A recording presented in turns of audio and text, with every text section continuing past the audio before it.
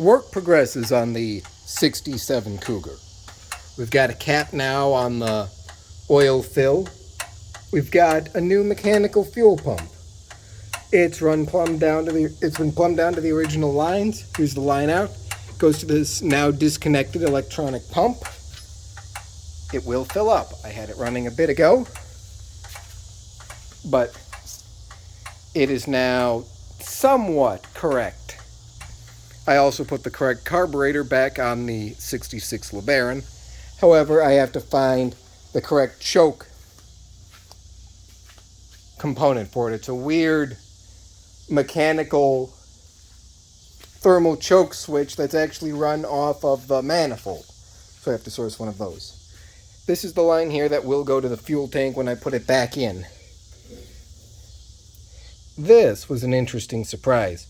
You can see it's a 3-hole design instead of a singular hole, which means that the sending unit that I've gotten for it, right here, which is unfortunately a mono hole, is not the correct one. I need to buy the expensive $120 fuel sending unit for the gauge with the sensor, which is more expensive than the new fuel tank itself.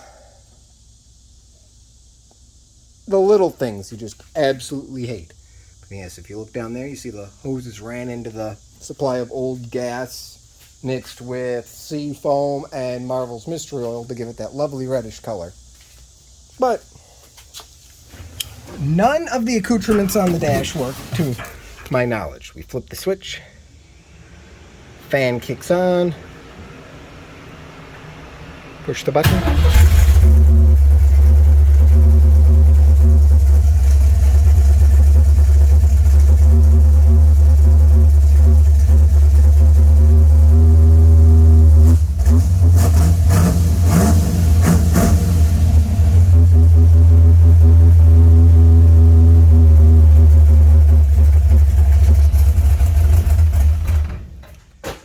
Takes a moment to shut off, which is interesting. Haven't quite figured that one out, but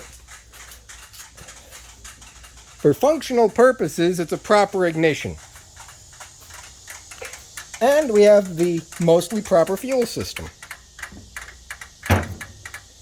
The next step is getting this whole front end situation sorted.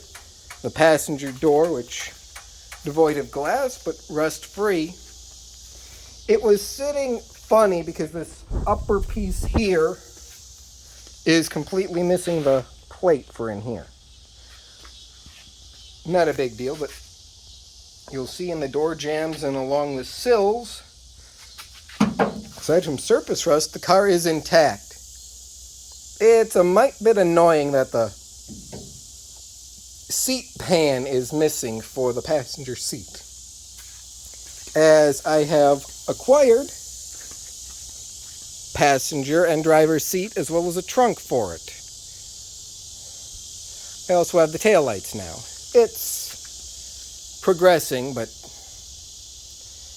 half the trouble for everything with this is just finding the dang parts. Now, I could leave the battery connected, but not much point in that, since the only thing on it is the new ignition circuit. Well, no, actually, whatever's still wired to the old solenoid is there, so theoretically the gauges could have worked if they were even remotely close to being wired in. For example, this should be the temp sensor, and that should be the oil pressure sensor, neither of which read dash. I don't know what this line here is. More to figure out, but things like this. You heard the fan running. This corroded bit of copper wiring is the ground for the fan, which just boggles my mind. The radiator has the factory mounting points there, and there, and these are the modified points on it that don't line up with anything. Let's see now. To clear the crank pulley and water pump pulley, the fan is weirdly off-centered and, of course, mounted through the radiator. We've got duct tape insulated sheathing. You know, quality work here. Real quality.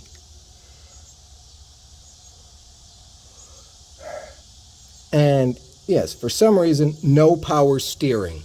They got rid of it to shove this abomination in here. So that's on my list of things to sort. But my heavy-duty grounds are better than what they had. Carburetor is decent. The engine runs well. That is the only thing they seem to have done somewhat right. They damaged this here, and I have to straighten that out, but I will get to that. At least every week a little bit more gets done on this car. Next week, I don't know what I aim to tackle. I think I'm just going to clean out all of the debris in here, try and pull the dash, and do as much prep work as I can on the underbody. So that way I can get the replacement floor pans, proper shifter, and seat bucket.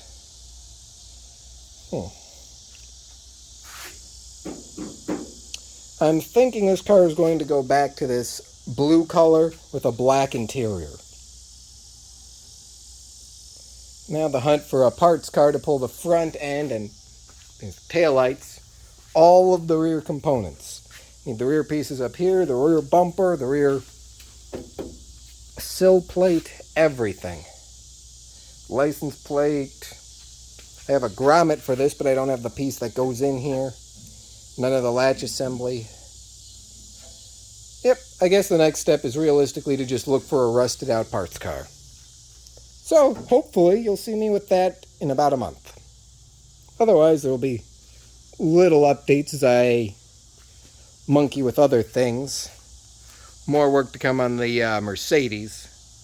It's an 80,000 mile car that for some reason just won't idle.